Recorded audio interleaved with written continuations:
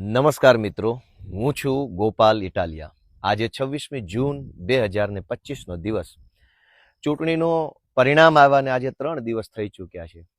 આજે હું તમને બે અતિ મહત્વની વાત કહેવા માટે આવ્યો છું. જો કે મને માંડ એટલો સમય મળ્યો છે કે હું આ વિડીયો બનાવીને તમને મારી વાત કહી શકું, કેમ કે હજારો લોકોની લાગણી છે, પ્રેમ છે, એટલો બધો અંદરથી માણસને ઉમળકો છે કે દરેક વ્યક્તિ મને મળવા ઈચ્છે છે, મને રામ રામ કરવા ઈચ્છે છે, મારી યારે ફોન ઉપર વાત કરવા ઈચ્છે છે, ફોટો પડાવવા ઈચ્છે છે, હજારો લોકો.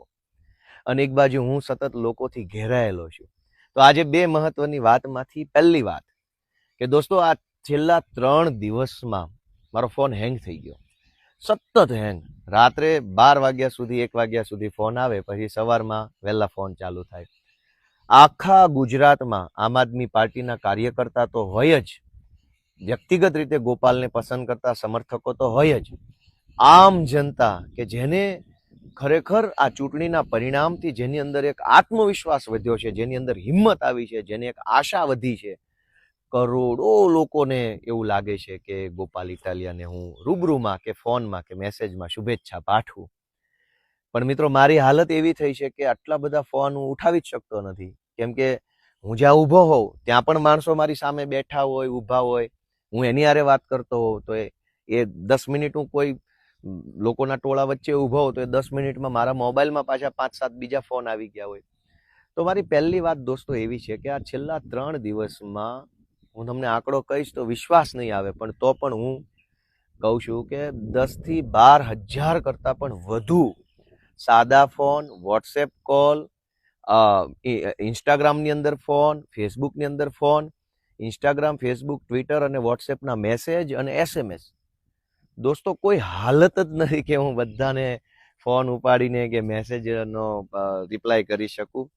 એટલી હદે લોકો મને લાગણી અને પ્રેમ વ્યક્ત કરી રહ્યા છે. એ બદલ ગુજરાતભરના લોકોનો હું ખૂબ ખૂબ આભારી છું. બધાનો હું આભાર વ્યક્ત કરું છું અને બધાની એ વાતની માફી માંગુ છું. બધારે હું ફોન ઉપર વાત કરી જ નથી શક્યો, કેમ કે એટલા ફોન આવે છે કે એટલા ફોન આવે છે કે હું શું કહું. મારી હારે જે 2-5 મિત્રો રહે છે અત્યારે, એ જોઈ રહ્યા છે સતત કે કેટલી લાગણી અને કેટલો પ્રેમ લોકો આપી રહ્યા છે.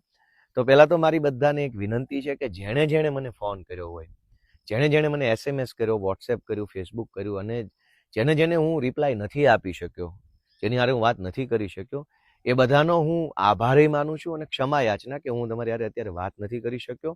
પણ તમે બધાએ જેણે લાગણી વ્યક્ત કરી, એ બધાની લાગણીને, બધાના પ્રેમને, બધાના આત્મામાંથી નીકળેલા સ્નેહને હું મારા માથે ચડાવું છું. હું તમારા બધાનો આભાર વ્યક્ત કરું છું.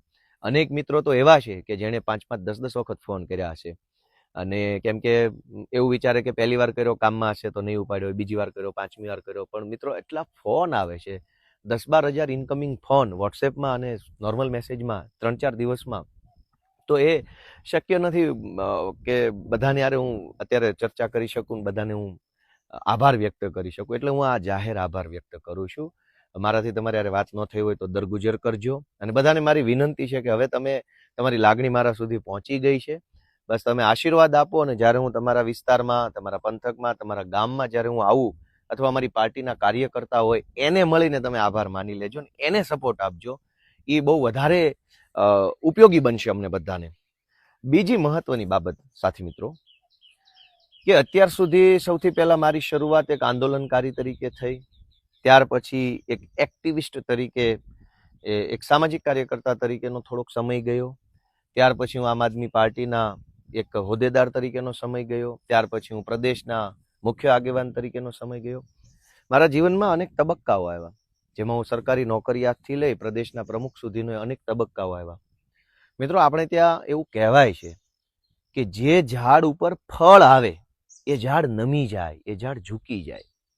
આજે હું મારી બીજી જે મહત્વની વાત છે એ કહેવા માંગુ છું કે ગુજરાતના કરોડો લોકોએ સીધી રીતે કે પરોક્ષ રીતે મને સમર્થન કર્યું છે, પ્રેમ આપ્યો છે, આશીર્વાદ આપ્યો છે. અને વિસાવદર, ભેસાણ, જુનાગઢ તાલુકાની જનતાએ મત આપી અને મને એક મોટી ભૂમિકા સોંપી છે. એટલે કે હવે મારી જવાબદારી, મારી ભૂમિકા બદલાઈ ચૂકી છે. હવે હું આંદોલનકારી નથી કે હું હવે એક્ટિવિસ્ટ નથી, પણ સમાજનું પ્રતિબિંબ ગણાતો એક ચૂંટાયેલ નેતા છું.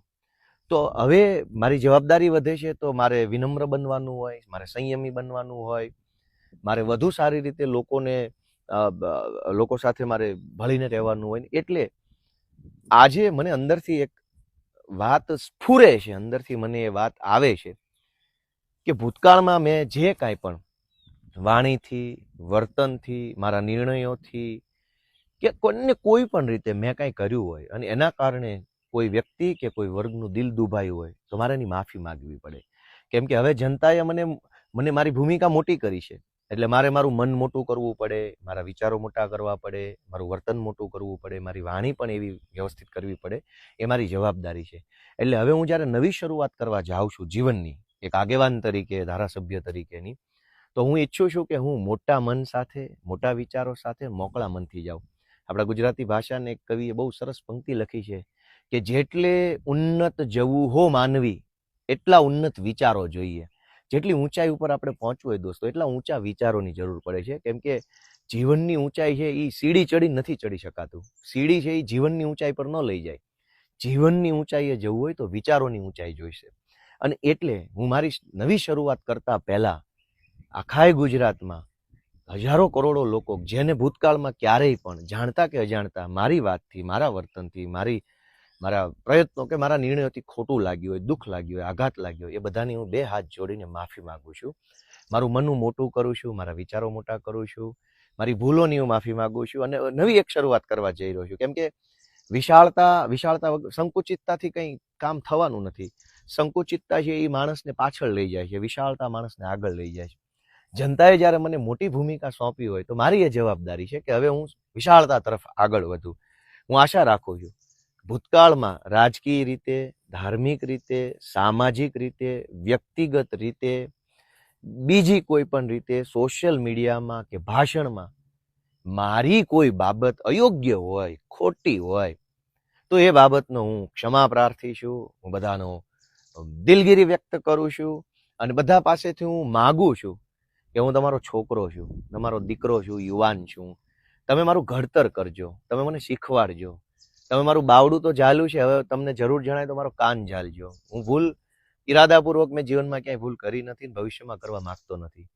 હું 2 વસ્તુની પરફેક્ટ ખાતરી આપી શકું છું કે કોઈ પણ કામ હશે ગુજરાતના કોઈ પણ છેડે, એમાં મારો ઈરાદો ખરાબ નહીં હોય. હું જે કાંઈ કરીશ એમાં ગોપાલ ઇટાલિયાનો ઈરાદો જિંદગીમાં ખરાબ નહીં હોય અને ગોપાલ ઇટાલિયાનો પ્રયત્ન ક્યારેય ઓછો નહીં હોય. આ 2 વસ્તુની હું બાંહેધરી આપી શકું. પરિણામ તો અજારાથવાળાના હાથમાં છે, ઈશ્વરના હાથમાં પરિણામ છે.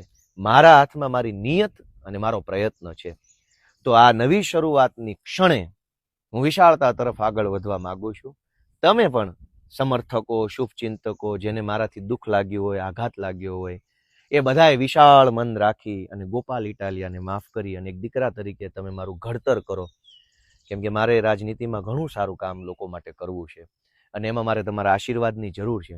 માત્ર ધારાસભ્ય બની જવું એ પૂરતું નથી. એ જીવનની એક બહુ નાની ઘટના છે. મોટી ઘટના એ હોય કે કરોડો લોકોનો આવો ને આવો પ્રેમ સતત મળતો રહે, એ મોટી ઘટના છે.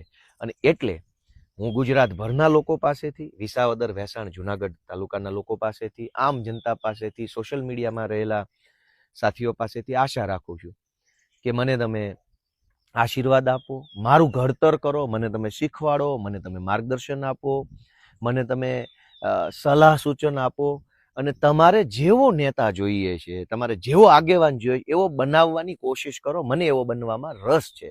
તમે મને જેવો બનાવશો એવો હું બનીશ અને એવી રીતે હું કામ કરી શકીશ. તો આ મારી લાગણી છે. 2 વાત ફરીથી રિમાઇન્ડર કરાવી દઉં. પહેલી વાત કે છેલ્લા 3 દિવસમાં 10-12 હજાર કરતાં પણ વધુ ઇનકમિંગ કોલ આવ્યા છે વોટ્સએપમાં, નોર્મલ કોલ. હું એક પણ ફોન, લગભગ અમુક ફોનને બાદ કરતા નથી એમાં હું વાત કરી શક્યો. એ બદલ દિલગીરી અને બધાને વિનંતી કરું છું કે હવે તમારી શુભેચ્છાઓ જે છે એ અમારા સ્થાનિક કાર્યકર્તાને આપો. તમારા આજુબાજુની સોસાયટીમાં, ગામમાં રહેતા આમ આદમી પાર્ટીના કાર્યકર્તાને ફોન કરો અથવા એને રૂબરૂ મળીને શુભેચ્છા આપશો તો એને એક મોટિવેશન મળશે. અત્યાર સુધી એ માણસ અમારી પાર્ટીમાં કામ કરતો હતો મેણાટોણા સહન કરીને, હવે જ્યારે તમે એને શુભેચ્છા આપશો કે તમારી પાર્ટીનો ગોપાલ જીત્યો એની શુભેચ્છા, તો અમારા નાના નાના કાર્યકર્તાનું મનોબળ વધશે. ગોપાલ જીત્યો છે તો ગોપાલ હારે વાત કરવાનું બધાનું મન હોય, એ તો બહુ સહજ વાત છે. પણ એ જીતની અંદર જેણે એક સૈનિક તરીકે ફાળો ભજવ્યો છે, તમારે બધાને મારી વિનંતી છે કે તમે જેટલા ફોન કરો છો એ બધા ફોન અમારા કાર્યકર્તાઓને કરો, એવી મારી લાગણી છે. અને બીજી વાત કે હવે વિશાળતા તરફ આગળ વધું છું. ભૂતકાળની મારી કોઈ પણ નાની મોટી ક્ષતિ હોય, જાણતા કે અજાણતા થયેલી ભૂલ હોય, એની હું માફી ચાહું છું. તમે બધા વિશાળ હૃદયથી માફ કરી અને ગુજરાતના આગેવાન તરીકે તમે મારું ઘડતર કરો એવી હું આશા વ્યક્ત કરું છું. ઈશ્વર આપણને બધાને ખૂબ બળ આપે, શક્તિ આપે અને મતિ આપે એવી હું બે હાથ જોડીને પ્રાર્થના કરું છું. જય કિસાન, જય જય ગરવી ગુજરાત.